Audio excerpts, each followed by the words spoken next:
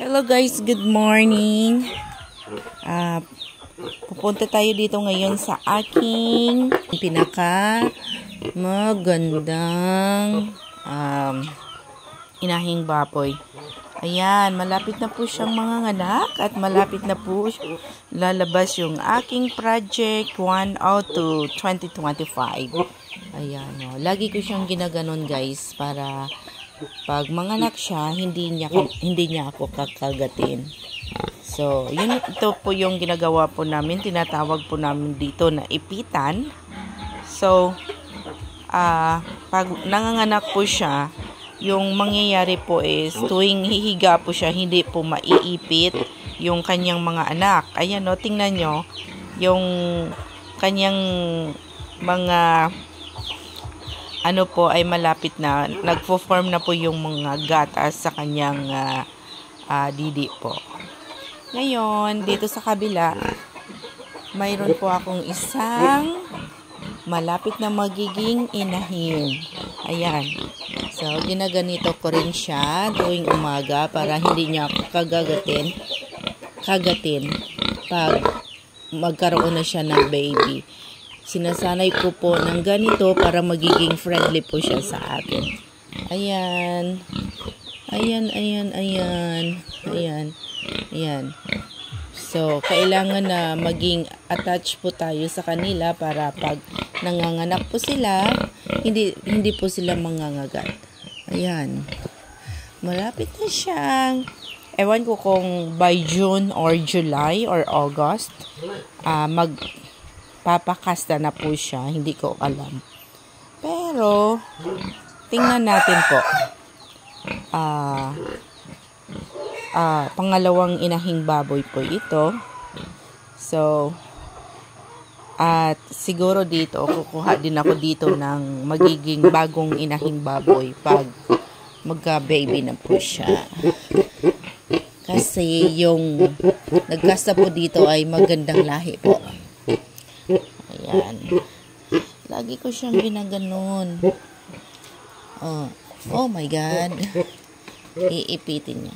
Tapos ito po, hindi ko po alam. Pero, hindi naman masakit eh. Parang namumukol po siya. Alam niyo ba kung ilang beses na siya nanganak? Yung binubontes niya ngayon, magiging pitong panganganak na ito. So, marami na akong nagiging nagawang or marami na siyang ginawang tulong sa akin. Siya talaga yung partner ko po sa pag make ng money. Kaya, inaalagaan po talaga siya kasi kailangan yung attachment po natin sa ating business or sa ating mga inahing baboy dapat talaga ay pag-iingatan po natin. Sobrang takot ko po dito nung panahon ng SF sa lugar namin. Kasi hindi na po siya kumain. So, ang ginawa ko po ay kinausap ko po siya. Sabi ko, pag hindi ka kumain, dadalhin ka doon sa slaughterhouse sa Pasig at hindi ka na makabalik sa bahay. So, pagkahapon ay kumain siya. At hanggang ngayon, nandito pa rin siya sa amin. Kaya tuwang-tuwa pa ako. Salamat po sa panunood. Yan po, tingnan nyo po, namumuo na po yung kanyang gatas po. Malapit na lumabas yung aking project na 102 2025. Dahil po sa aming butihing inang baboy po. Inahing baboy. Ayan. So, nakatutuwa po. Tuwing nanganganak po siya, sobrang bait niya po. Parang inaamoy-amoy ka lang niya po. Tapos tuwing hinahawakan ko yung kanyang anak, parang sabi niya, parang ganun, parang gustong-gusto niya na hinahawakan, pero ayaw niya ng ibang tao, ako lang. So tuwing nanganganak po siya, ako lang mag-isa po. Kahit gabi po, Ako lang mag-isa na nagpapaanak sa kanya. Hindi po ako natatakot.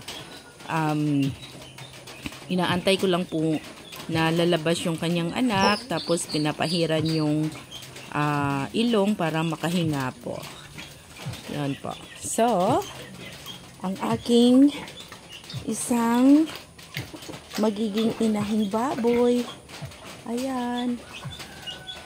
Hello. Alam niyo po, wala siyang balahibo po.